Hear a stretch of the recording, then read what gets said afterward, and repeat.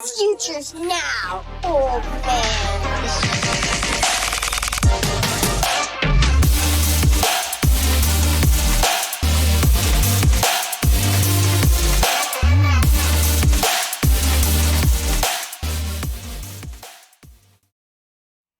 What it do? Coaches are new. This is Future First Podcast, where we help you win today with a future first mindset.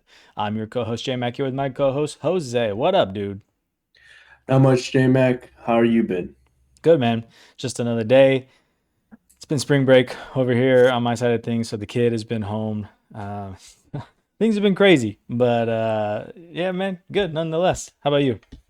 Yeah, I'm heading right into that direction. Next week is spring break over here, so a lot of the same. But yeah, man, it's been good. We had a bit of a heat wave here through California, which was, pretty impactful in terms of what you were doing most days. But apart from that, man, everything's good. It seems like, it's been settled for a while, these coaching changes, but I think now the dust has settled with free agency. We saw what, these new coaching staffs did where they brought in new players. So I think it's a great time to kind of go over, our best thoughts about, what is going to happen with these coaches. Is there anything that impactful? Because there was a ton of when we were looking at doing the work for this, there was a ton of moves. It seems like everybody in the NFL mostly changed some sort of coordinator or some head coach. So it should be a good episode, man. I'm pretty excited.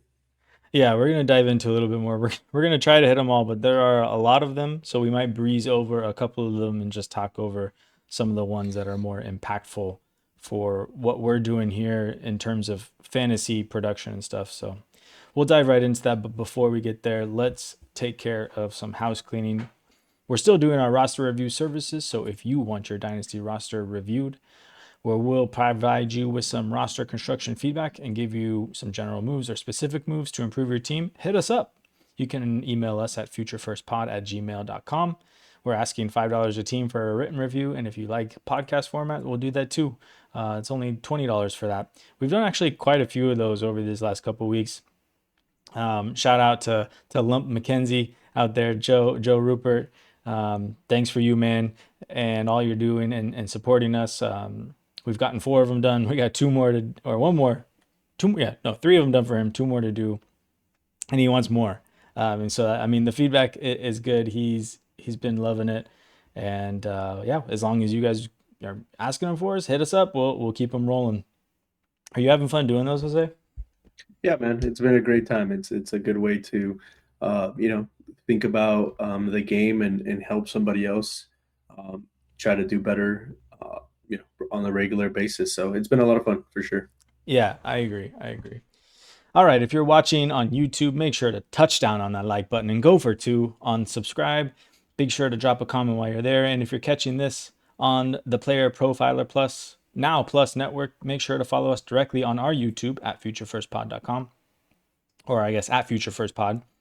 And you can follow us wherever you get in your podcast too. If you're listening on the Player Profiler Network in Spotify, Apple Pods, whatever it is, make sure to follow our show directly so we know you guys are out there liking it and giving us those reviews so that we can kind of grow and do more. It's the best way to support us if you like what we're doing. So we appreciate you guys.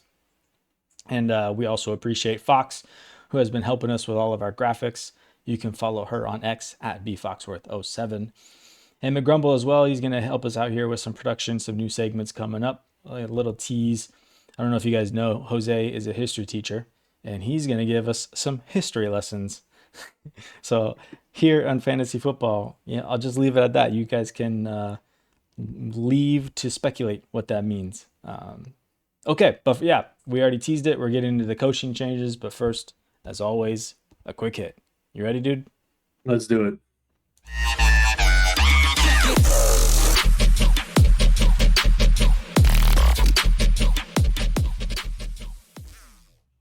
All right, welcome into the quick hit. Today we wanted to talk about the AJ Brown trade rumors. They've been flying around. It feels like more or less they've simmered down. There hasn't been a ton going on here in terms of, who's been interested or whether he's getting moved or not. But there has been a lot of smoke over the offseason there for AJ Brown getting traded. So let's just dive right into it, man. I mean, I think I've heard a lot from what's her name? Is it Cynthia Freyland or something like that? She's been the one, like one of the main proponents of this trade happening. And it kind of makes you wonder if is she getting paid by the agent here or um, but it feels like this is likely going to happen, right? Like if you had to put the over under, if I set the line at 50%, where are you taking the over under on this trade happening? Yeah, I mean, I think it's still on the over 50% happening, but I think it has calmed down significantly, especially since it seems like financially everything points to they'll have to wait until June in terms of Right. like the contract and all that stuff. So, the free agency happened, a couple of spots dried up, and then the Yeah. Patriots may, maybe they draft a wide receiver, do something to assess that wide receiver room instead of trading for AJ Brown. It maybe draft day is the most likely scenario. I mean, it'd be kind of funny for AJ Brown to get traded on draft day again, but yeah, I still think it's more likely to happen than less. I know Adam Schefter was also talking about it the other day and said, if it happens at all. So, he kind of put a little damper on it. I do think it'll be pretty interesting. I mean, the Patriots are kind of the one team that makes the most sense. I can't think of too Hmm. many other teams that, would really want to go out and spend that capital on a soon to be or already 29-year-old, player who's shown a lot of, tendencies to really blow up locker rooms, or at least, well, not blow up locker rooms. He's not, he might be he was a fantasy, negative person to us last year, but he's not actually out there blowing anything up. But no, like in terms of his problems in the locker room and with coaches and yelling on the sideline and reading his book and all that, all that typical wide receiver stuff that I think a lot of people associate with the position. He's kind of, I think, the poster child right now in the NFL for that. So it's pretty interesting. I think for fantasy, obviously the most important thing. For you, is there, between the Patriots and Rams, who are kind of the last landing spots we heard? I mean, you'd agree that the Patriots are probably the more interesting of the two, right? Yeah, I don't know where. Yeah, definitely the Patriots are the more interesting of the two. And I'm just trying to think of like any other teams out there that might, make this move. Maybe the Commanders. It feels like they're in kind of a window where they need to win now, and they feel like a piece away in that sense. And I mean that would be a pretty old wide receiver core with Terry McLaurin and AJ Brown. And I don't know. I guess they can both win in different ways. AJ Brown can be the more possession, close to the line of scrimmage type of thing, but I think AJ Brown wants to be, the guy. He wants his ego stroked, and he wants to go to a spot where he's going to get a ton of work and be happy with it. So, do the Commanders necessarily work out in that regard for him? I don't know. Probably not. And yeah, I mean, among all these other teams that we've heard that have been looking for wide receivers, or have rumors of drafting a wide receiver, like the Browns. We've also heard the Steelers, but the Steelers don't make sense in terms of, like a window and an age of that. Maybe the Panthers.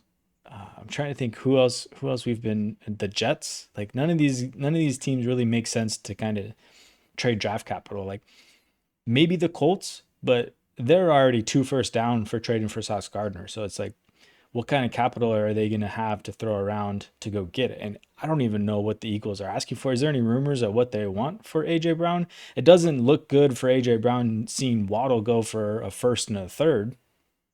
Yeah, I mean, I think that was something like that, like a first and a second. I think was some original rumors that that's what they wanted, or that's what they had asked the Patriots for.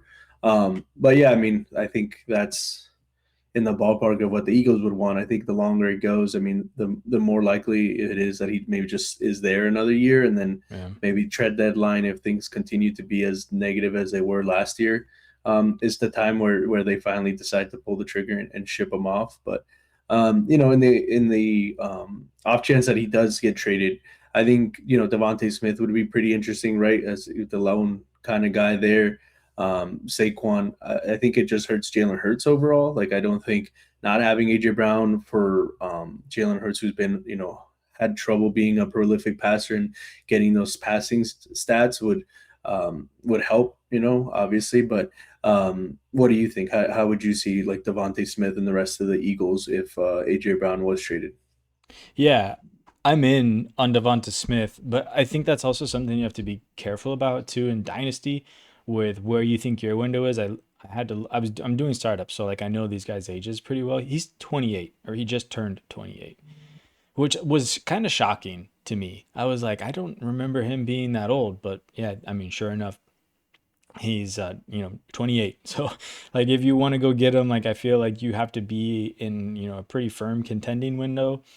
And I think it's wheels up either way. Like I only see his dynasty stock rising. So even if you're a rebuilder, I think you should be able to, and you have him on your team, you should be able to kind of flip him for some sort of profit for whatever you paid into.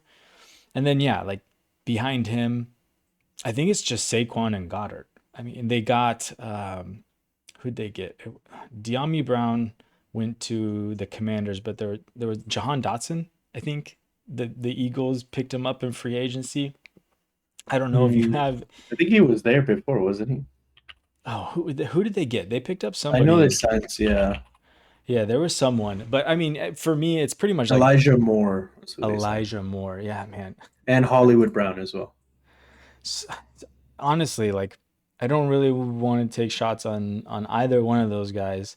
So yeah, and I mean, as we'll get into in the coaching, I mean, they have an OC change, which is maybe not someone we're necessarily bought in on either. So yeah, just lots of questions, I guess. I think it's only good for Devonta Smith, to be honest, like, and Dallas Goedert in that respect.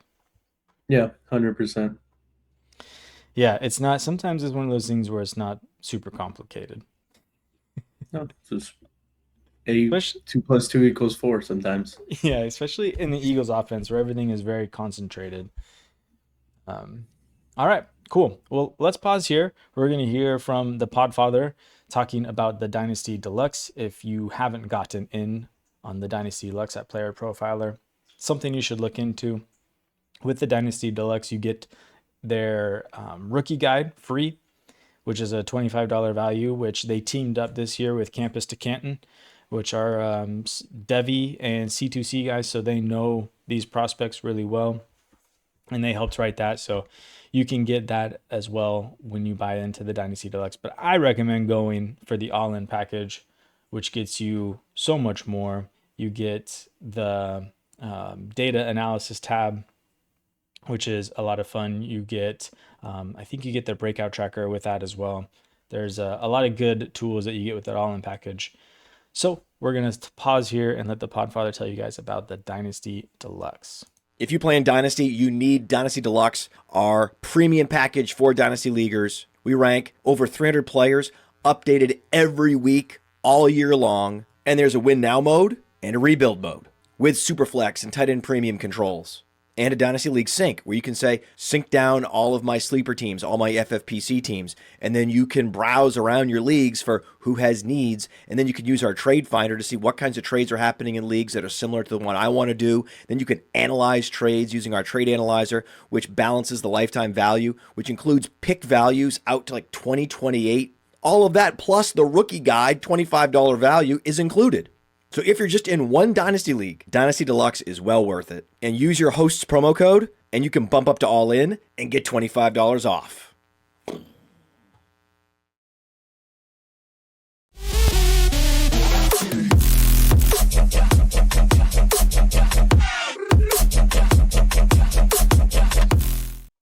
All right, welcome back here in our flagship. Well, that's not the right word.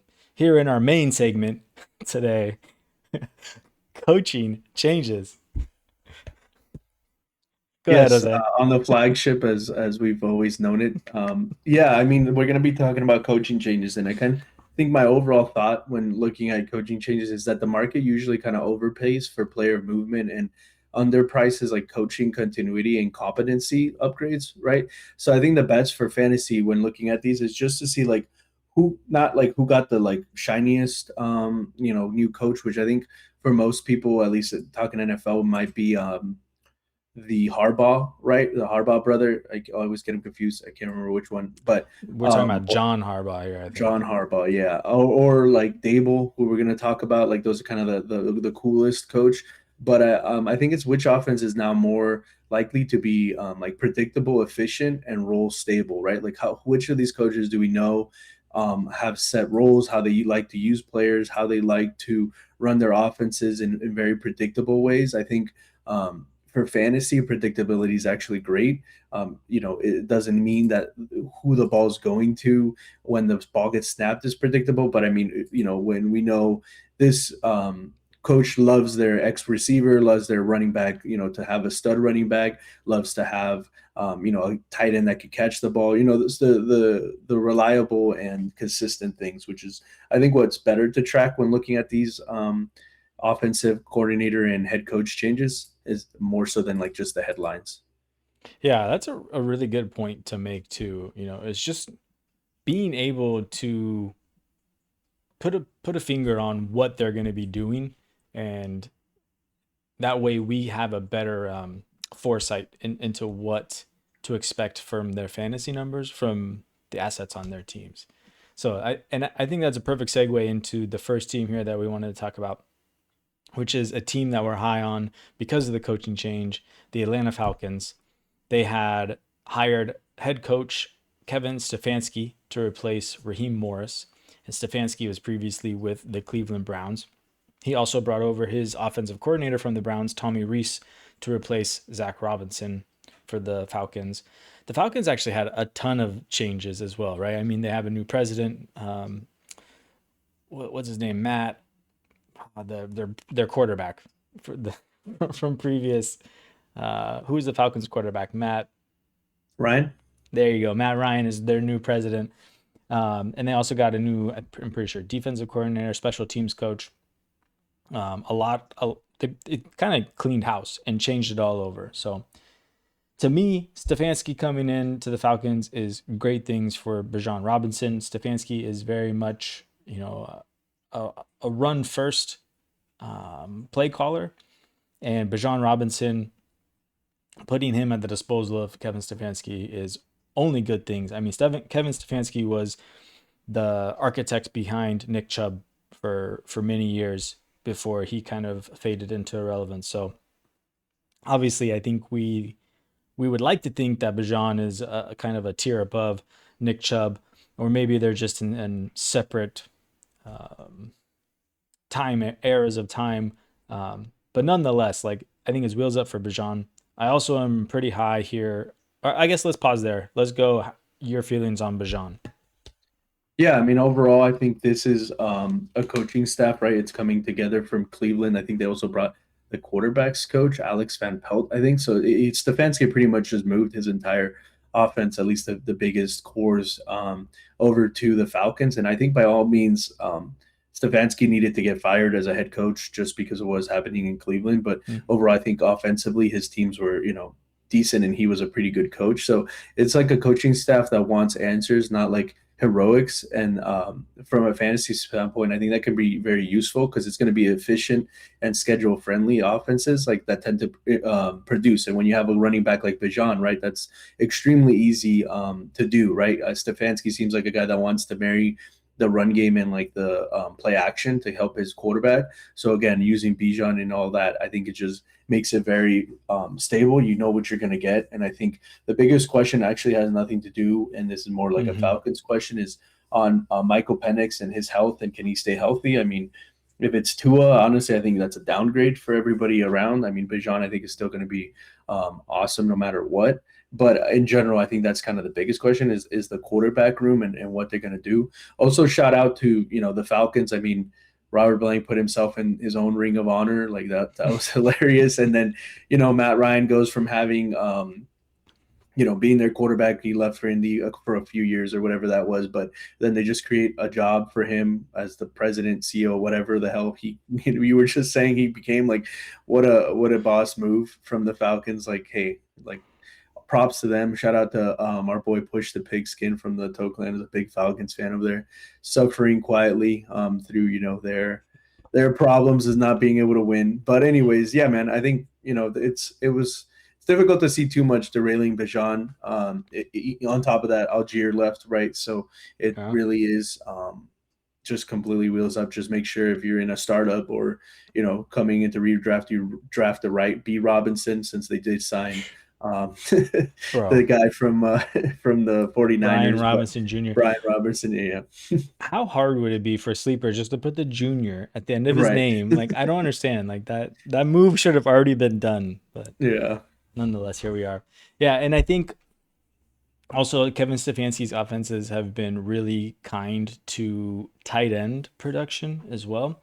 So I think, man, I have to say it. Say it. I think I'm going to be in on Pitts this year.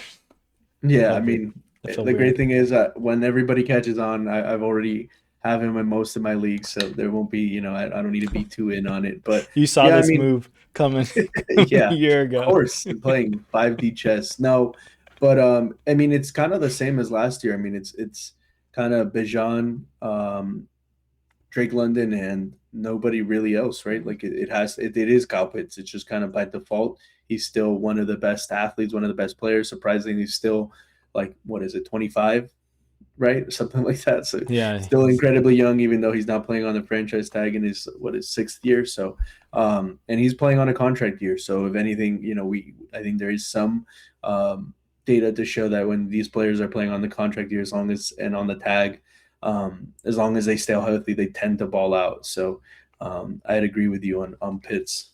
yeah. Okay, that's enough about the Falcons here. Let's roll into the next offense that we're high on, which are the Chiefs.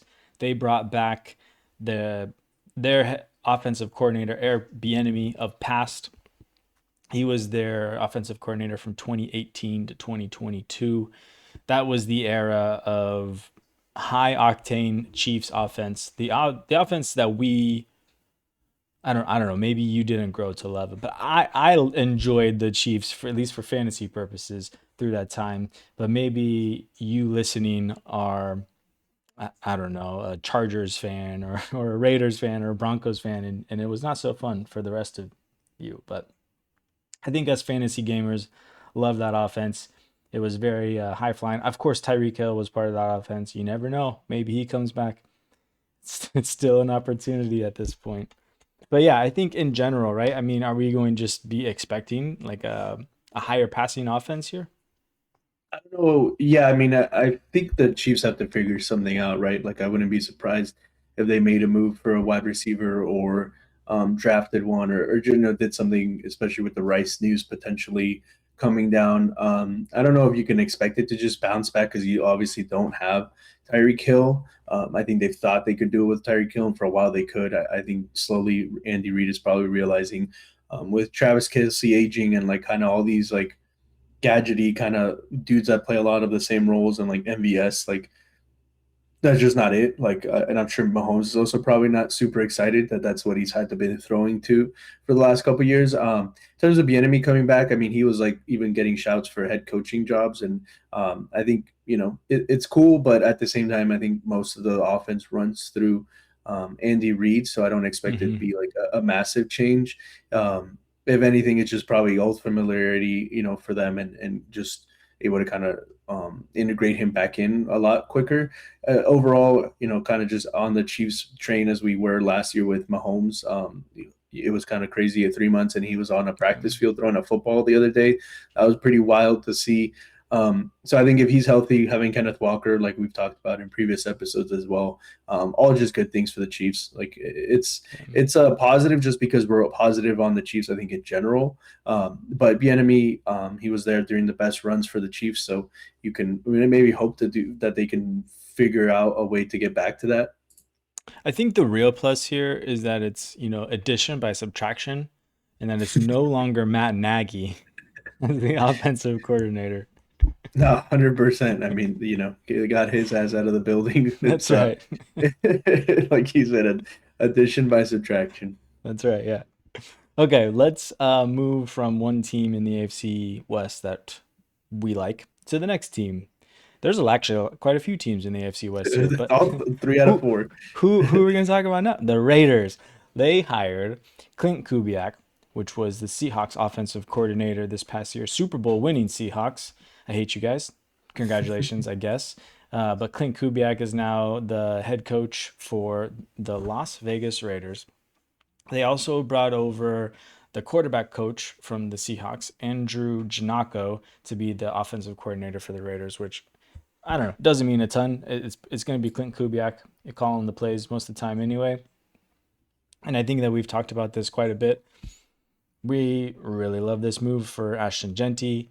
I think, this is also just in general really good for the offense. But Brock Bowers, not that he needed any juice to his game, but I think that he's going to be hyper targeted in this offense because who else is going to catch the ball out there? I assume they're probably going to draft a wide receiver to give another weapon to the first overall pick, as much anticipated, which is Fernando Mendoza. So yeah, I don't know. Like, I'm expecting a lot for Brock Bowers this year. Like, I think that he's just going to break fantasy, to be honest. Yeah, I mean, you hope that they could figure something out, and I think there could be some value in figuring out who the wide receiver one is, like kind of like Jacoby Myers had value there last year before he got traded. I think the Raiders with this move, right, they're trying to become an offense where they don't need the quarterback to be the superhero, right? They want to keep the system on schedule, which makes a lot of sense if your idea is you're going to draft a rookie and probably have him start pretty early on, and he's not, considered one of these kind of what's the word, like elite, like Joe Burrow style coming out of college players, right? You want him to succeed. So I think that's where I think the Raiders are going, and that's what they're setting up. I think it creates stable production for everybody around him, right? If Mendoza's not asked to do too much, he's just asked to kind of game manage, which I think for a rookie quarterback makes a lot of sense. If you can figure out who the primary pass catcher outside of Bowers is going to be, you could probably get some late round or even like cheap thrown in for into deals type of player. I think after the draft we'll have a little bit better knowledge of exactly who that's going to be. It's probably going to be one of these other later guys that you're taking in like the second round of your rookie drafts, because I don't think they have a first and it's going to Mendoza. I don't think they're jumping back into the first. I think they're kind of going to let the draft come to them. They did make a ton of free agent moves that were all pretty much defensive, so that's good. But like you said, for Genty, another running back, I think you can expect they did sign some decent O-line, so they try to fix that up and help Mendoza and Genty. I think you expect a much better season from Genty to really show his talent. So overall they're pretty high on the Raiders. They're probably not going to be the best offense in that division, but I think they're gonna be a little bit more competitive and relevant than I think people are giving them credit for. Yeah, I guess if you had to pick one of their wide receivers here, Jalen Naylor, Trey Tucker, Jack Bash, Deontay Thornton, are any of those inspiring confidence if they don't draft a wide receiver? Which one would you take your shot on? Maybe it's Naylor or maybe it's Thornton. I mean, they didn't draft any of those rookie guys, so I don't know how Stefanski might feel about him. I guess Clint Kubiak. Clint Kubiak, sorry, yeah. Clint Kubiak didn't draft any of those guys, so I think it's probably going to be whoever they do draft this year, especially if they draft somebody maybe in the second round or they move up or do something like that. I feel like it's got to be Trey Tucker, which is weird. I mean, his role last year was kind of like a Z receiver flying down the field with his speed. But I mean, I don't know. Maybe he fits that role differently, and maybe he's got a role for Jalen Naylor lined up, and that's the move to make here. Yeah, I don't know. We'll revisit that one. Let's put a pin in that. Yeah. All right, let's move to the next AFC West team here, the Los Angeles Chargers, who hired former Dolphins head coach Mike McDaniel to be their next offensive coordinator. Yeah, I think there's a lot of anticipation and excitement for this Chargers offense here. Justin Herbert is now like QB6, QB7 in most startups that I see going on, which I feel like this happens a lot. he kind of rises up into these ranks and then kind of falls back down, and he just kind of like teeter-totters in It's a between. 2-year cycle. It's like Is- the high builds, he gets into the top 10, has an underperforming or injured riddle season, and then he drops, and then the cycle continues. And I mean, it does that because when you watch him play, you see the level of talent that he has, right? So it's not like it's unjustified. I think just for fantasy, I think Justin Herbert for a long time has kind of shown us who he is, and that's okay. It doesn't mean that he's not an elite NFL quarterback, but sometimes this is just who they are for fantasy, and they'll have that spike year where they throw 35 plus touchdowns and 5,000 yards, and then all of a sudden they're in the top five. But predicting which year that is, it's extremely difficult. I think he's the best QB2 you could want, right? Like if he's your QB1 in a superflex, you're not horrible, but I think you want a little bit more from that position. But I think he's like the top end QB2 if you could be your second quarterback in a superflex. Yeah, and I mean, this is obviously year 2 now with Jim Harbaugh as their head coach. And last year it started off really great for the Chargers before the wheels started coming off, right? Najee Harris tore his Achilles with their offensive line, left and right, were going down. I think even their center went down at one point. And then, things kind of started falling off. But I mean, to begin the season, they were, passing above expectation. They were like number 2 or number 3 for the first 5 weeks of the season, which was not the narrative that we all thought was going to happen coming into the season. We thought Jim Harbaugh was just going to want to run the ball, and they were beefing up the offensive line to do so. And they've only made improvements to the offensive line this year. And then they also, got the blocking tight end. So maybe we see more of that this year. And, Mike McDaniel is now there making some changes. They brought in Keaton Mitchell. Like, I honestly don't know what to expect from this offense, but I do have high expectations for them, and I'm trying to get pieces of them wherever I can, and just hoping, one of them hits. Yeah, I mean, I think it's pretty interesting because you're marrying two different schools of thought between McDaniels and Harbaugh, right? Harbaugh kind of gives you that toughness structure. McDaniels is more of like I don't know, whimsical is the right word, but like, New age. New age. He's creative, right? He's going to be hitting his vape pen in the meetings with Harbaugh. Maybe he'll get Harbaugh to do it. Who knows? I don't know. But for fantasy in general, I think that means that I'd be open to the idea like that the Chargers become less like pure grind, right? Like kind of how they were those first 5 weeks that you were talking about, and they just become more efficient in the passing game. Especially on like scheme touches and explosive plays, which for Herbert, right, who we were talking about, I mean, I don't want to buy into the hype right when it's going up, but I do think that he could not, I don't know if he'll suddenly lead the league in pass attempts, but I think he'll have way more high volume and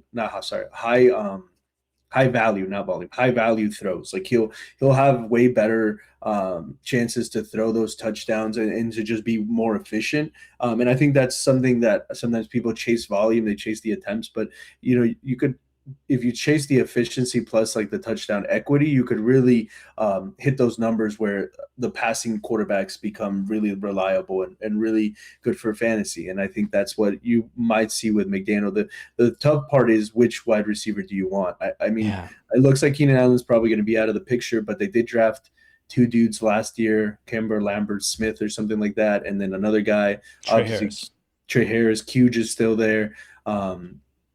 Lad McConkey obviously is still there. So and Gadsden as well. So is this just going to go back to a roulette, and it's like maybe it's only fantasy like best ball where you really want to have those guys and not have to choose which one to start? I think besides that, Hampton becomes the only really reliable guy. It seems like they're going to feature him, and why not? And I think passing game work, he could do a lot of damage this year. I wouldn't be surprised if he is in that top 5 if he can stay healthy for fantasy next year. Yeah, I'm in general. I just want pieces because I feel like the arrow's going up. Maybe you catch a QJ explosion like you had last year, and you're able to capitalize on that. So, okay, let's move from the AFC West to the NFC West with the Rams. I think we can kind of graze over this one. It doesn't have too much of an impact, but they are hiring the Commanders' offensive coordinator and ex-Cardinals head coach Cliff Kingsbury to their coaching staff as the offensive coordinator. So I don't know. Like, to me, it's still Sean McVay. He's the play caller. Actually, it doesn't even say here that he is the offensive coordinator for the Rams. No, he's not. He's like a offensive coach, assistant, helper guy. Like Okay, yeah. they made some title up for him. He's not the coordinator though. Let's keep driving.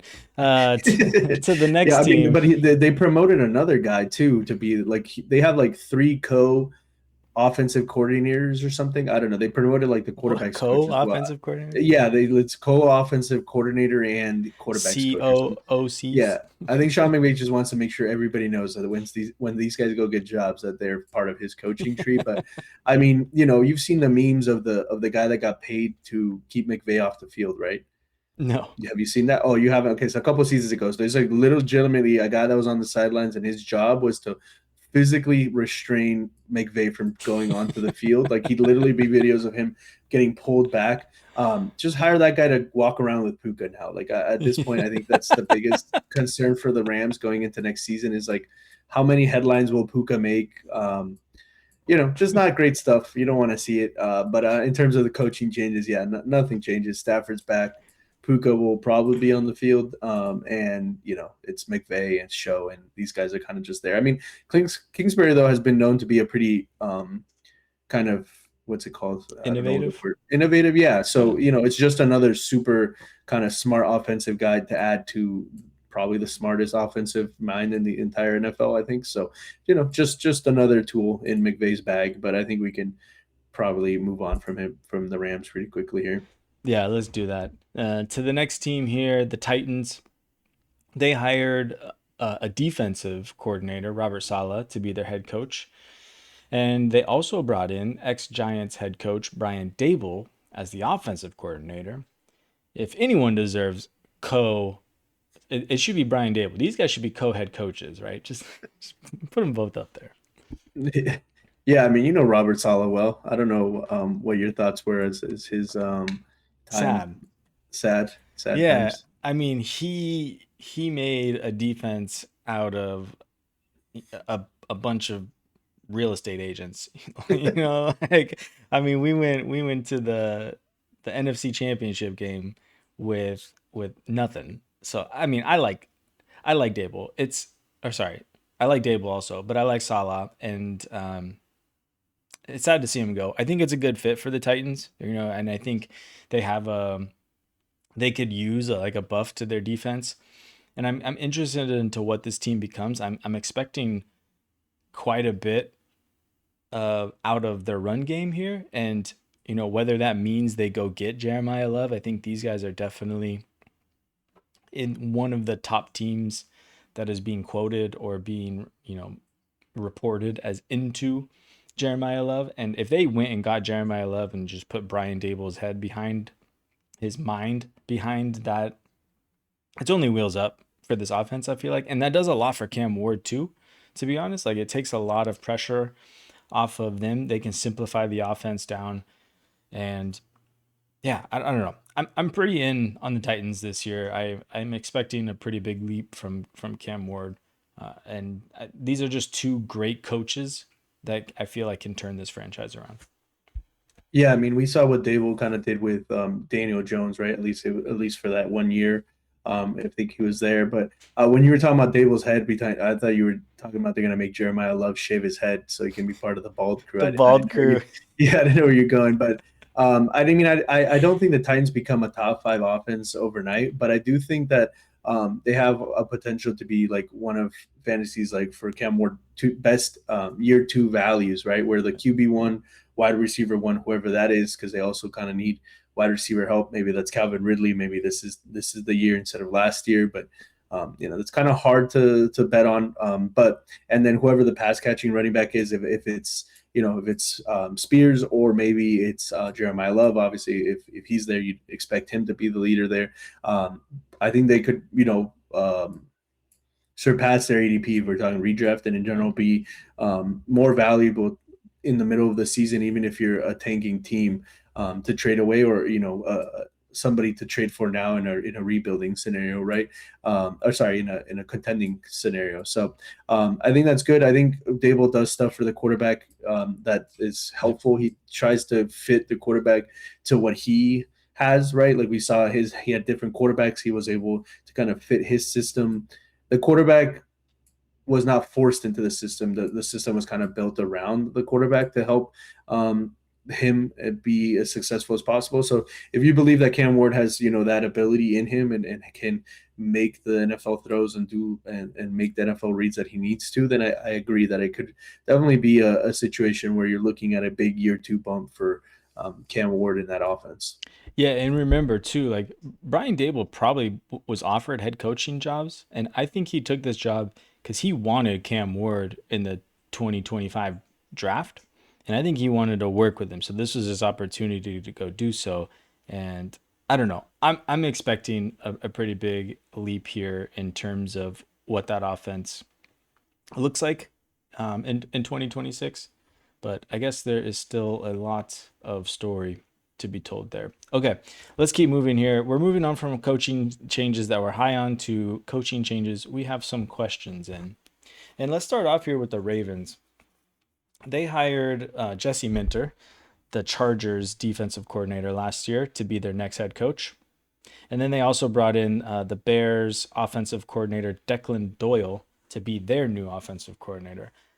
I know nothing about these guys other than Jesse Minter being like this highly regarded coach in terms of leading men, but I don't know much about Declan Doyle. Like, okay, he was the Bears offensive coordinator, but it was really just Ben Johnson pulling the strings last year. So, and I think he only had 1 year under Ben Johnson, so how much can he absorb and bring over to this new system? I think there's probably a lot of hope that the Ravens can kind of translate into some sort of resemblance of what the Bears have going on. But I don't know, man. Do you have a different perspective on this? No, I mean, I'm not going to pretend like I know these two guys super well either. I think one of my kind of hottest takes going into next season is get out of the Lamar Jackson business. At least that's what I think I'm trying to do. I think that train's coming to an end as the elite fantasy option that you want. And I think next season could be the one that you trade him away and he still performs really well. But I think the bottom is going to fall out quite soon. I don't love these hires. I don't love what they've done for the offense. They let Likely go. They kept Andrews. It's Henry again, another year. Love Derrick Henry, but so overall, I'm just not very into the Ravens, and I don't think any of these moves are either super inspiring or super, like we were talking about earlier, like predictive of what the offense is going to look like. So you got Lamar, who's obviously a stud. I think for NFL purposes, he's still one of the best quarterbacks in the league. But I think for fantasy, I think that elite kind of rushing upside is going to continue to decline, and you're going to kind of see the decline of him as a top elite option for fantasy. Besides that, that's kind of where I'm at with the Ravens. I'm not super excited, to be honest. Like that, Bro, that's what I got. You just crash the whole roof in on them. You're like, besides that, Yeah. You leave me feeling not very good about the Ravens at all. I gotta go send out some trade offers. All right, no, okay, so there's just no hope for the Ravens on your end right now, or is there hope and you're just getting out of because of fear of what is on the other side of that hope? Yeah, I mean, I don't think it's like doom and gloom, like the entire offense is going to be horrible. It just in terms of how Lamar, I mean, if you're doing a startup, isn't Lamar probably still going in a superflex as one of the He's usually in like the back end of the first, and right? So what I've seen. okay, so he's after that first kind of pack, like all the wide receivers and running backs go. So maybe the market has already adjusted. I haven't done a superflex startup, so maybe I'm just in terms of what Lamar used to be considered is where I'm mostly out. I mean, in terms of pass catchers, like I guess Andrews becomes a little bit more interesting just because Likely is gone, but it's like not like Mark Andrews was ever really putting up prolific yards numbers and receptions per se. It was a lot of touchdowns. So I don't know. And overall, it's just like we said, we have questions on it. I wouldn't be surprised if the Ravens are just okay for fantasy.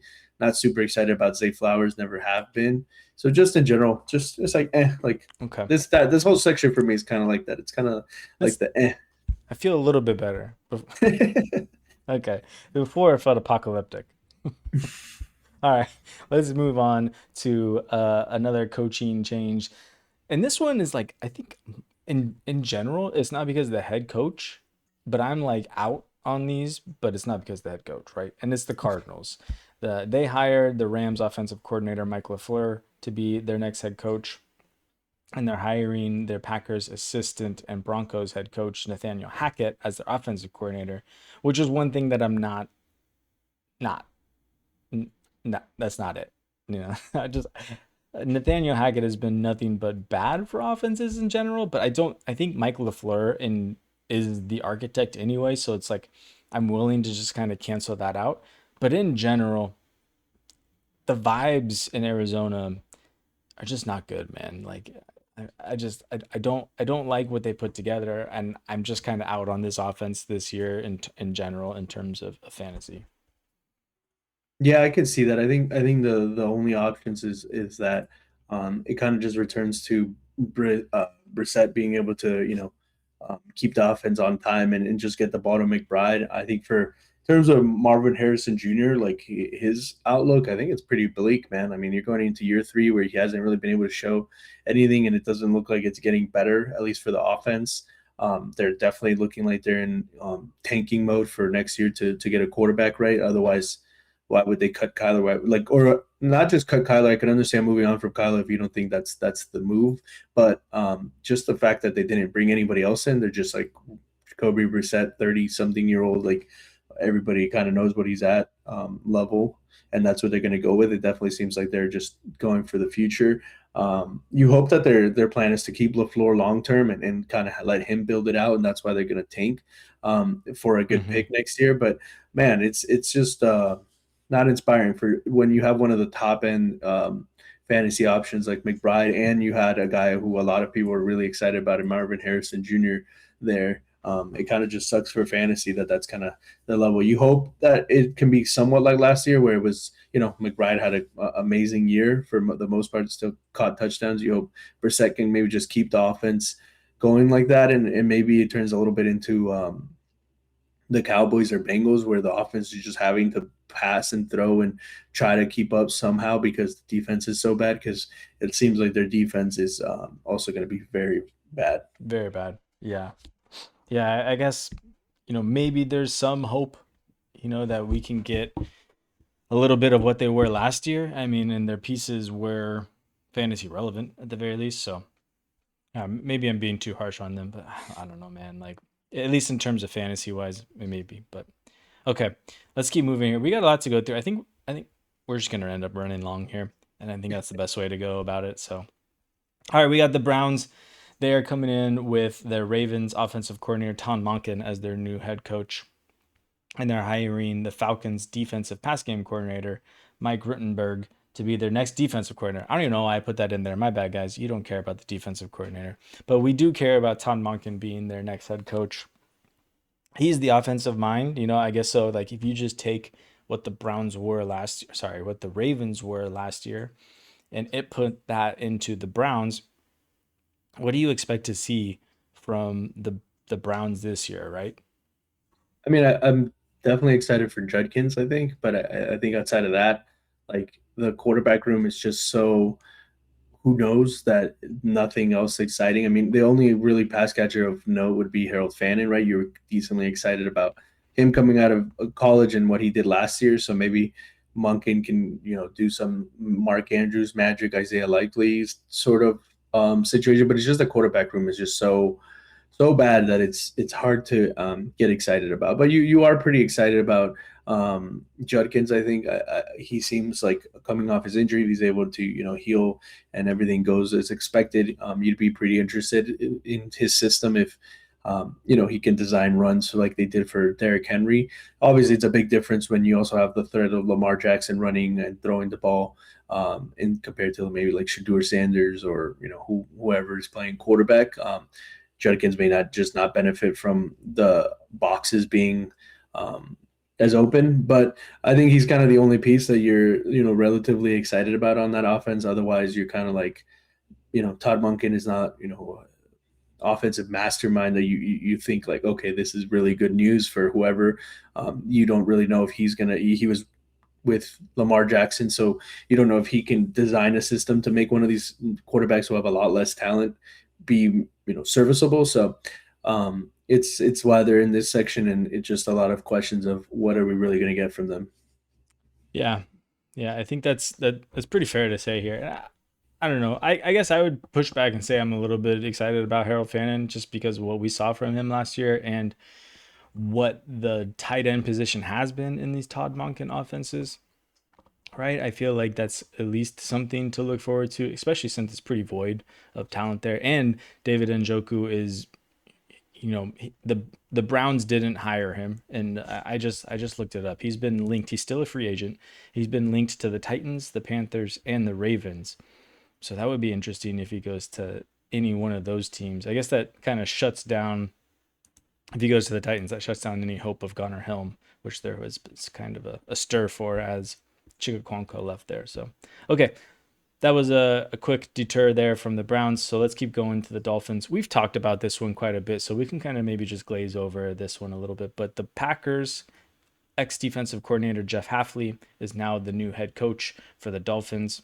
And I guess one thing we haven't talked about, and this is his name, I think I forgot his name last time, but it's offensive coordinator Bobby Slowick, who is the ex-Titans coordinator, is now the Dolphins new OC. So I don't know. Give me your high-level thoughts here. Yeah, I mean, as we talked about, not great. The defensive coordinator hire for head coach, them shipping away pieces. I mean, now you're pretty much just left with Achane. Like, it's Achane and who else there? Like, literally nobody else. It's Malik Willis, who I was decently excited for. Thought, maybe he could be.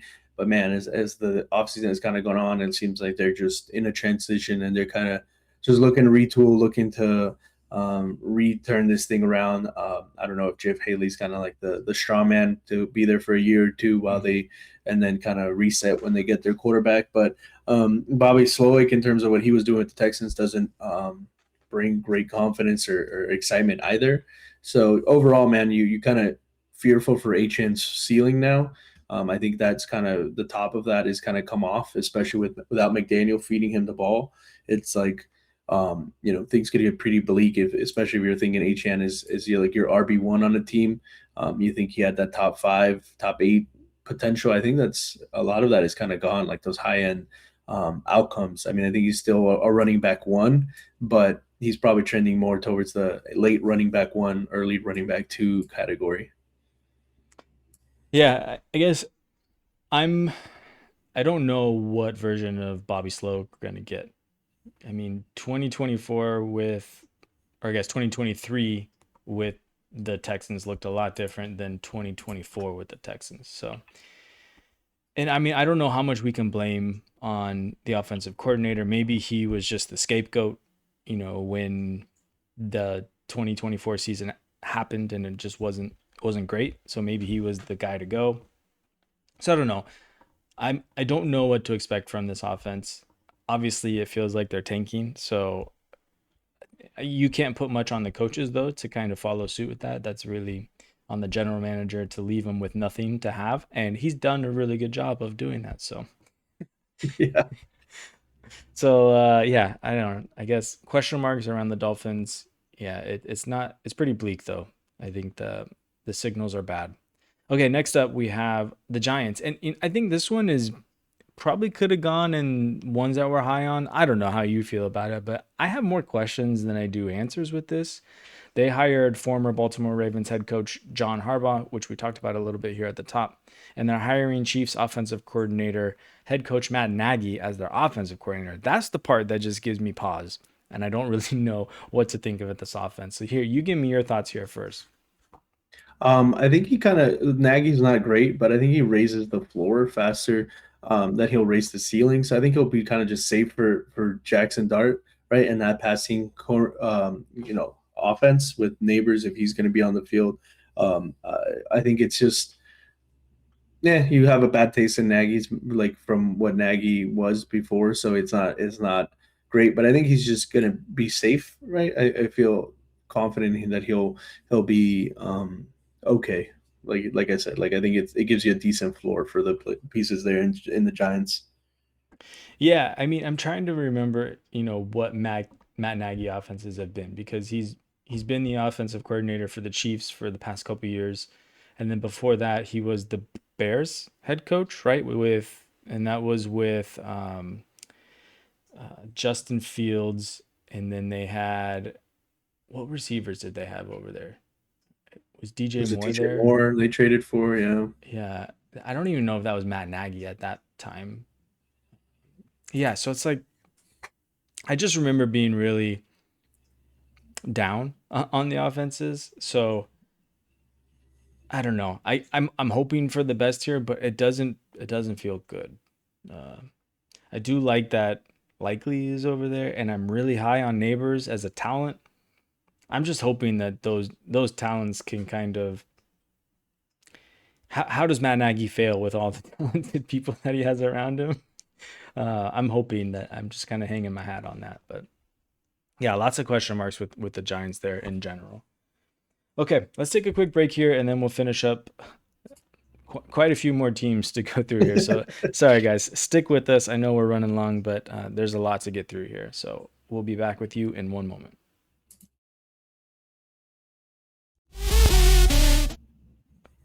Nope, that didn't happen. All right, next up here, let's talk about the Jets, who hired former Colts and Panthers and Stanford head coach Frank Reich. Lots of previous Lots of formers employments. head coaching too. Yeah, Not, exactly. no, that's a good thing. He's now their offensive coordinator, which I don't know. Like Frank Reich has done pretty good things in the run game for those teams. So I guess I'm halfway excited for what Brees could be. I'm not like going out and trying to buy him, but I'm more hopeful in his you know production numbers this year than I am in years past, I guess. But I mean that entire staff is like brand new outside of what's his name? Aaron. Oh yeah, Sleepy Glenn. Yeah, I don't know if he makes the Jets very exciting, but I guess he can make them draftable. Is that how I'd put it? Yeah. Like, um, that's about it, man. I don't know. Like, it's so hard. Like, you don't know really if it's Sleepy Glenn the real. This feels almost like a. I think we talked about it previously, like a safety pin in here, like a parachute for the Jets. They're like, hey, this guy's been a head coach plenty of times. Like when we need to fire Glenn after 6 weeks because we're 0-6, and he's doing some whatever. We have Reich to be the captain of the ship towards, and get us to another top overall pick so we can draft a quarterback, right? I mean, who's going to be their quarterback? Geno Smith, right? He's back. How Geno Smith played last year when he was on another bad team that didn't have a lot of talent does not give you confidence that he's going to do anything for Garrett Wilson. Brees Hall is going to have the ability of like what he did in week, what was it, 17 or whatever, where he took one big one to the end zone and scored you a decent amount of points. He still has that ability. It's just when drives are stalling, when Geno's make incomplete passes, and like the whole thing is punts. It's hard to be fantasy relevant, right? So I think maybe he gives them a little bit of a safer floor, kind of like what we were talking about with the Giants, a little bit more stability. But overall, man, it's nothing exciting. Yeah, I agree. Definitely not exciting. All right, let's move over to the Steelers then, who hired ex-Cowboys and Packers head coach Mike McCarthy to be their next head coach, replacing long-tenured Mike Tomlin. They also brought in the Viking Games pass game coordinator and tight ends coach Brian Angelicio as their offensive coordinator. I probably definitely butchered that. I thought it was a good attempt. No, well, thank you. Yeah, I guess in general, like I don't know what to make of this Steelers offense, man. We still don't know who their quarterback is. They haven't brought back Aaron Rodgers yet. I think we're all kind of expecting him to come back because they didn't make any free agency moves to go get a quarterback. Either that or they're drafting a rookie, and it's not going to be the rookie that we want. like there's no one really inspiring to be out there, especially in like a year one. We'd be looking at maybe like a Ty Simpson, Right. and then you have, I don't know, Mike McCarthy, an old head coach with a rookie quarterback. Like it really feels like Aaron Rodgers is coming back here, and if Aaron Rodgers comes back, I guess maybe I'm halfway interested in some of these assets. Hoping Mike McCarthy can blow some phrasing. What's he blowing over there? I mean, he might need to blow Aaron, to save his job. I don't know, but I was gonna say blow some life into this, but I should probably choose some better words here. He can but I mean, revive some offense. McCarthy and Rodgers were not like that amazing, right? Like, I mean, they worked together for quite a while. I mean, they had Devontae Adams, and I guess they produced some fantasy relevant numbers for Rodgers, but he's a lot older. With DK, they traded for Pittman. I don't know. It's an interesting, like, if people are down on it, maybe buy low on some of those players. But overall, like, they're all pretty mid. Like, Pittman has never shown to be an elite fantasy option. DK Metcalf, not really either. Name alone, only Aaron Rodgers, even as superflex, he's not somebody you're very interested in. So the running backs is like, can Rico Dowdle take a job there? Like, can he kind of come in and do what he did with the Panthers and just kind of make himself so good, be so good through an injury or whatever that he kind of takes over? That's kind of one of those messy backfields that you're in on one of them if the other one gets hurt, because I don't think the backups are that likely. Like Caleb Johnson, I don't think anybody is waiting for him or expecting him. It's so at that point it's just like, what fantasy goodness are you really extracting here? Unless Aaron Rodgers kind of turns back the time and creates makes DK or Pittman a useful wide receiver. I don't think it's happening. Yeah. I brought up his stats last week, but Jay, who was talking about Waddle and his fit and the Broncos offense, he also did something about Pittman and his fit in Pittsburgh's offense, and it wasn't good. The routes that he wins on the most are not routes that Aaron Rodgers throws very well or throws often, in terms of like success and stuff. So I feel like I'm kind of out on Pittman. I don't know what you could get for him. Maybe you're getting like a second round pick for him, but I don't even think you're getting that at this point. So if you can get rid of Pittman, I'm kind of leaning that way. I'm just not really high on the Steelers in general, I guess. Yeah, there's not much excitement there. Yeah. Okay. Eagles hired the Packers quarterback coach Sean Mannion as their offensive coordinator, which we kind of alluded to at the top here. What are you making of that?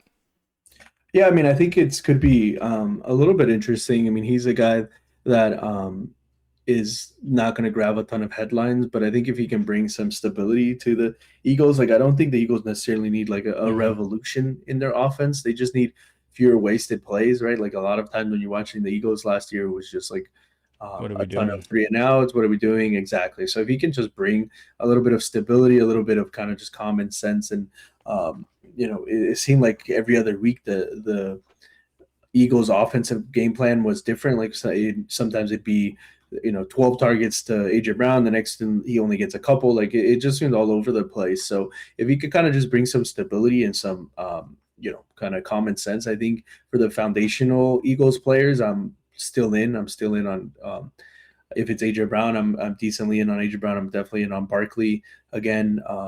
And so I think it's just going to depend on if they can make the offense make sense and kind of, stop the target hogging. I mean, I think in that sense, AJ Brown leaving would be the best thing for the team to like help everybody kind of get a piece of that pie, like as we were talking about in our quick hit. You'd think Goddard would be pretty interesting. He seemed to, still have it last year, did pretty well. So you'd be more excited about the tertiary options there. But I'm decently in on Barkley. I'm decently in on whoever it is, if it's A.J. Brown or if it's Devontae Smith, if A.J. Brown gets shipped off. And, pretty in on Goddard. Yeah, so what I've found out, I guess, here is that Sean Mannion was recently with the Vikings and Kevin O'Connell, and he likes to play kind of that West Coast offense in terms of, I guess Sean Mannion was also the play caller for the Senior Bowl, if I'm remembering correctly. And there's been some kind of extrapolation from the plays that he called during that game. And what they're taking away is it's very similar to like a Shanahan style offense where there's a lot of play action and, lining up in the same formation, but running different variations of plays off of that formation. So, I mean, I guess to me, like, that's hopeful. I just don't know how successful it can be, like, him actually calling it and in the right order, right? I mean, if he can do that, like, Saquon Barkley is going to have a 2024 type season here in my eyes, right? I mean, if you're plugging him into like that Christian McCaffrey role for the 49ers, and I think it's only good things too for, Dallas Goedert and Devonta Smith for that reason. If these guys are going to get moved around in the offense to kind of, get themselves, in motion or freed up as they're running their routes, like, and I think too, that would just simplify the offense for Jalen Hurts. So I don't know. I guess I'm more hopeful about this coach hire here and Sean Mannion based on that. I'm just have question marks whether or not it can be executed in the same way, because he doesn't really have that coaching experience to kind of lean on to say that he has done that. But hey, these are how the stars are born. This is how Sean McVay became Sean McVay, right? Yeah. Okay. Exactly. I'm not saying he's Sean McVay. No, you just said it. I mean, we're clipping it. You just said this is the new Sean McVay, Mr. Sean Mannion. He's got the same first name, so it's right, and the same initials even. Oh, yeah, there you go. Exactly. All right. The Seahawks are hiring San Francisco 49ers run game coordinator and tight ends coach Brian Fleury to be the next offensive coordinator. I think this move was more done just to kind of keep the same style of offense going, right? Bring in, another piece of the 49ers offense, and hopefully they can execute it in the same way. Again, I'm just not, I question it. Like, you can't just pick and choose anybody off these coaching staffs and plug them in and, expect them to have the same kind of play calling and same mastery of the playbook and just execute it, flawlessly. So I don't know. I guess in general, and on that too, like, who are they leaning on to run the ball there in Seattle right now? It's who'd they get? Oh man, it's not good. It's not. Emmanuel Wilson, I think, is their starting running back. Yeah. If it's not Charbonnet, if he's not back, which I don't think he would be. Yeah, I think that's very interesting how they did that. I think maybe they're thinking where they are in the draft that they're going to be drafting a guy. I think that makes the most sense. But otherwise, yeah, like that offense, I think takes a big hit if Charbonnet, who does not appear to be going to be healthy at that time. And then there's, a bunch of other guys. I don't know if Emmanuel Wilson really does anything. But, the run game coordinator, the run game in San Francisco, as we know, obviously you don't have a Christian McCaffrey, but the scheming and the ability to put players in the right positions at least is somewhat hopeful. Otherwise, you kind of just expect the ball to keep rolling there. I think, the head coach is the main guy. So the OC changing is a little bit of a hit, right? Because we really liked who the coach was in Kubiak, but I think they'll figure it out. I have a lot of high praise for McDonald and what he does. So if this is who he chose, and it's also a division rival who he's he saw what they could do to him when they were running the ball against him. So I trust his hiring more. It's kind of like, I'm not McVay levels, obviously, because McDonald's only been able to do it. Obviously he's just starting his head coaching career, but he is trending that way in terms of like how he sets up the offenses and what he does. Clip it. Yep. He's the next Sean McVay. Everybody's the next Sean McVay. All right. The Washington Commanders are promoting assistant quarterback coach David Blau to the offensive coordinator. And man, Wow. Blah, David Blau. I, I don't know. I hear a lot of hype for David Blau, and it's mostly coming from like players and other coaching staffs. And this isn't necessarily. So I don't know if this is just like them hyping up their own guy, but one video I saw, and then De'Ami Brown is now back on the Commanders, and when he was being interviewed, the way he talked about David Blau was just very um, like hollow, like hollow compliments. He was just like, he's like, yeah, man, David Blau, obviously, he's coming from somewhere where he's doing some play calling, and I have every faith, like he obviously earned this, but it was like a question, like he said, like he earned this, like, and so like I'm just gonna go out there, I'm gonna run the play, and I was just like, okay, that says a lot about like who De'Ami Brown thinks David Blau is. Like I just don't know. Like I'm not super hopeful here, but maybe this guy can actually put something together. Yeah, I mean, I think this is one of those moves where maybe it's just not the most flashy, but I think with it being content continuous for Jaden Daniels, I think that was the best case scenario, right? Then promoting. Now, obviously, always promoting within doesn't mean it's going to work, but at least you know that the system, everything is kind of continuing on the same track, at least, right? He was in the building, he was in the meetings, he knows everything that's going on. So, Yeah. although it's not the flashiest of moves, it's the one that could maybe just be the most. If Jaden Daniels can stay healthy, the one that returns to the most predictability, which for fantasy is what we want. In that case, I would be in on the pass catchers. The problem is I just don't know outside of Terry McLaurin, who's going to be like 30, 31, like who that's going to be. It feels like they have to draft a wide receiver, but they also need running backs. Like they need a lot of help. They spent a lot of money. And I guess that makes sense given that Dan Quinn is the head coach, right? They went out and kind of focused on defense. So they need offensive pieces, but I think that just means that whatever rookie goes there, I'll be pretty interested in. Not necessarily for David Blau, but I think if we still believe Jaden Daniels is who Jaden Daniels is, I'll be pretty interested. And I think the market will be somewhat down on whoever gets there. Have we talked about Chig Okonkwo going over there yet? Yeah, I mean, I think we mentioned in the free agency. I've just never been a super believer in the Chig Okonkwo hype, but he is one of those guys like we talked about that. He had the measurables. He kind of had the athletic profile that always pops. He just needed to put it together in the NFL, and he just never really had the ability to in with the Titans because they didn't really have a quarterback. That the offense is kind of always a mess. So There's a lot I of think hype for him. yeah. So I mean, I'd be selling on the hype to be honest, but Okay, fair. All right, well, let's move out here of the coaching changes we have questions on and get into the last few here, which we just plain don't like. Let's start with the Bills, who have promoted their offensive coordinator Joe Brady to be their head coach. Yeah, I don't really know what else to say here. They also brought in Broncos senior offensive assistant Pete Carmichael Jr. as their offensive coordinator. Like, I just don't know what to like. It's for me, it's Josh Allen, James Cook, and check out in this offense. Like they do. I feel so bad for Josh Allen. He just gets like hung out to dry. Like he's obviously in the peak of his career, and they've done nothing. Just like really, and honestly, not even just nothing. Just like detrimental moves. Like like Keon Coleman in the early second is just like what. And then like handing out the contract that they gave to Khalil Shakir, which like no shade on Shakir. I think he's a good football player, but he's a good football player. Like they need to get someone great in that building.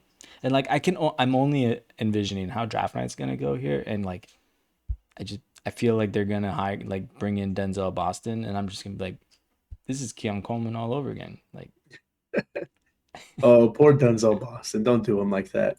all right, it was maybe not him, but I don't know. No, but I mean, I agree. I mean, it's one of those franchises that you'd be, they'd be maybe in the Jets sort of level or back to where the Bills were for a while before Josh Allen, right? Like he's kind of propping up, even though he gets all the blame about not winning and overtime losses and all that stuff. And definitely he does have his part. But I mean, you look at what he's surrounded compared to some of the other teams, like where's his Jackson Smith and Jigba, where's his dominant defense. I mean, this is more NFL takes, right? Like going away a little bit from fantasy. Obviously, I think Josh Allen is great. He's going to continue to be great. That train doesn't seem to be slowing down. I think James Cook, after last season, kind of really solidified himself. And with this offensive coordinator being promoted to head coach, it probably just seems like it's just going to continue, right? There'd be no reason for things to change there. You hope at some point they, get a wide receiver. Is DJ Moore the answer? I don't know. I would be interested in DJ Moore though. Like, do you feel like his value spiked after the trade like that? Like, I feel like it would have, but I don't think it did, right? It did slightly, but then right. I mean that was just because it was in the dumpster, right? So I mean, I guess he's I would be in on buying a DJ Moore. Like, I definitely don't think he is as washed or like unusable as the fantasy community thinks. So I definitely am not checking out completely out of DJ Moore. Definitely not expecting him. But if I could get him for like a wide receiver 2 price when he's attached to Josh Allen, which maybe could mean he has that special season where, we saw it with Justin Fields. If Justin Fields could get DJ Moore to be a top receiver for a season, I don't think that's so completely out of the question playing with Josh Allen at least. Yeah, and I don't think a lot of people are kind of taking that into consideration. Like, obviously you're gambling on that, but I don't think it's a horrible gamble to make that DJ Moore could have one of those kind of type of seasons playing with Josh Allen. I think that's probably where he's at, is like, wide receiver 2 price, probably like a low end wide receiver 2.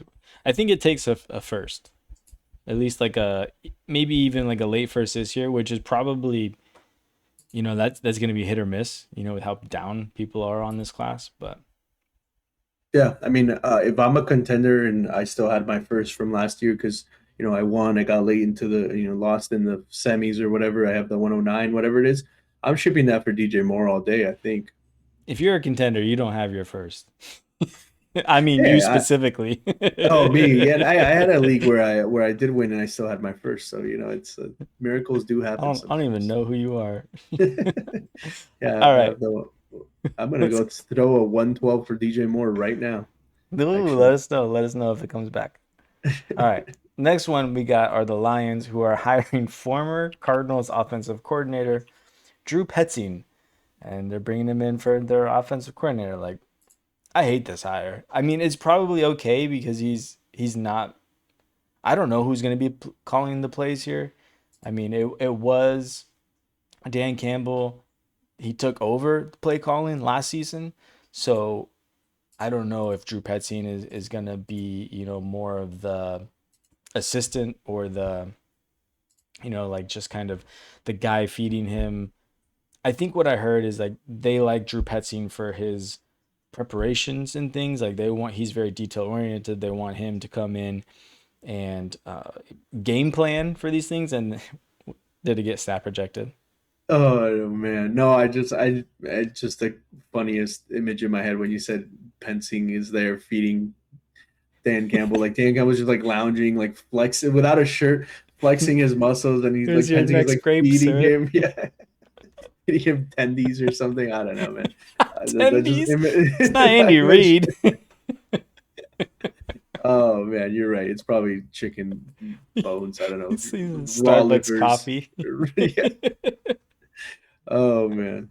Okay, well, tell us what you think of Drew Petzing. Yeah, I mean, I think the Lions kind of fed into their own hubris a little bit, thinking like, oh, we lost Ben Johnson, we could just hire the next guy up. In that clearly didn't work, right? It was only one season and they took the play calling from him. For Gibbs, at least for Gibbs owners, I think you want Dan Campbell to be the guy calling the plays, but either way, I mean, I think Gibbs is wheel up. You were saying that you think Bijan could break fantasy. I think Gibbs has shown it more than Bijan. I mean, Bijan is definitely more consistent, but in terms of like high end, really big numbers, I think Gibbs has demonstrated that he could put those up more. At least I would venture to guess he's had more, 25 plus point games.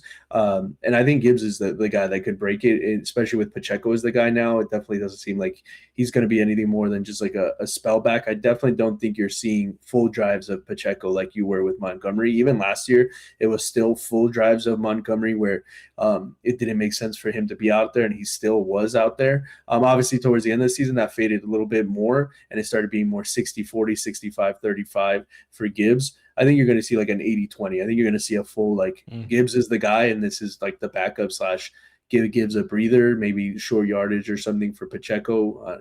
He doesn't really profile that way, but in terms of Petsing, I don't have a ton of knowledge about him. I'll take what you're saying about it oriented in the details. I think the Lions to some extent relied a lot on that kind of Ben Johnson trickery, Ben Johnson innovation that we were talking about, and I think they kind of lost that. So I think they're morphing into a bit of a different team. I think for JMO, that's pretty interesting what that's going to happen. Amon-Ra St. Brown, but overall, I mean, you're not lowering we have them here in the don't like, but you're not really lowering the Lions players significantly or even in a noticeable way, are you? Or I mean, if Drew Petzing's the play caller, I think I am.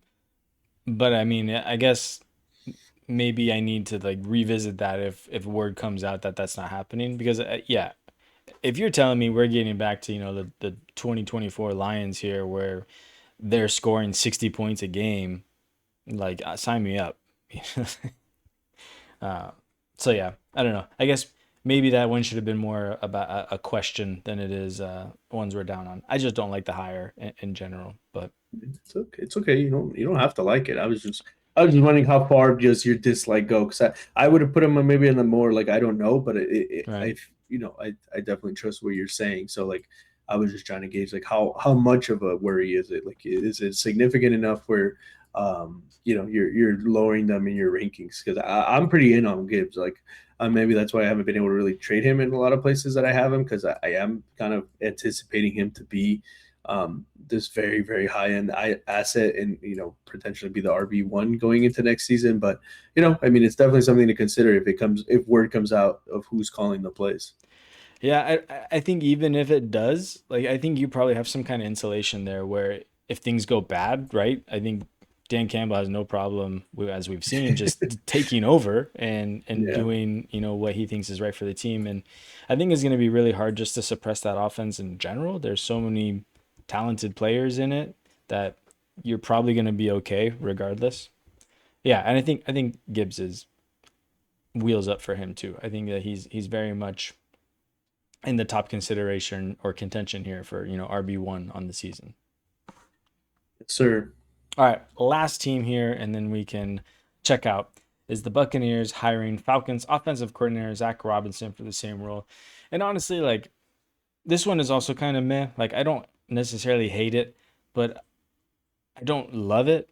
It's just another offensive coordinator change for Baker Mayfield, and it's not like Zach Robinson did great things for Drake London or any pass catching weapon over in Atlanta. So I just don't, I guess.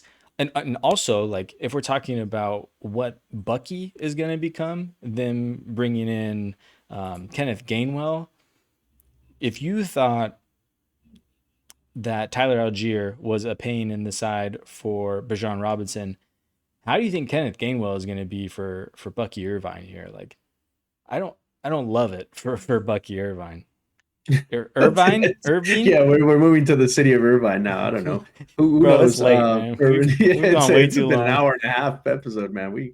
We're going. I hope y'all liking it. If you're still here at this part, put a thumbs up. Hey, if anybody at this point is listening, I will pay for you to do a written roster review. If you're in the comments and you've gotten this far, put it in there. Say, hey, Jose, I heard you. I'm here an hour and a half in. Give me my free roster review.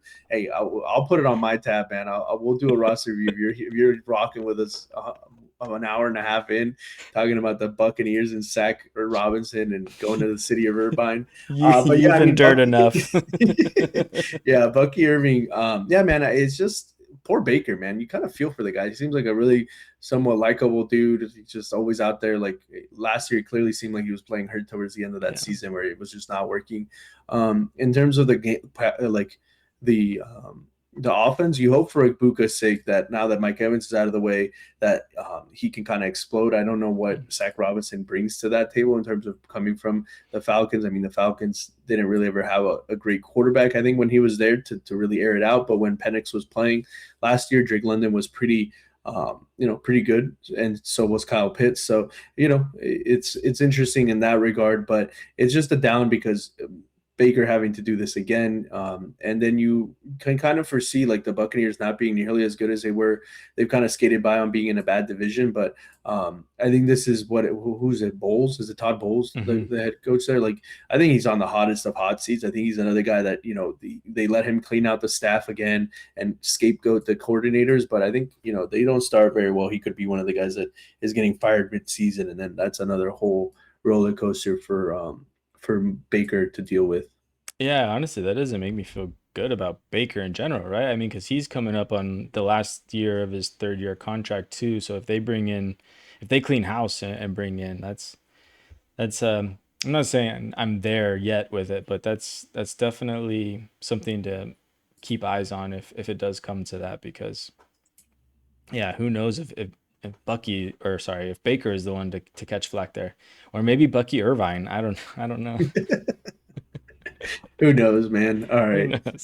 All right, let's hit this outro and get the F out of here. All right, you heard it. If you're still listening, drop a comment. Let's say it's got a roster review for you on the house. The house. But seriously, guys, thanks for hanging out. Hopefully you enjoyed that longer episode. There was a lot to cover there. We probably should have broken this up into two, but we were ambitious to say we could get through this in one. Yeah, J-Max says no days off, no time. We got to put it all on. That's right. No, but as always, guys, thank you for listening. Thank you for watching. If you're watching on the Player Profile Now Network, make sure you look us up, Future First, on our own YouTube, Future First Pod, wherever you get your podcast, Apple, all the things. Like, comment, subscribe, hit us up for a roster review. Really enjoy it. Really appreciate you guys, man. We're out.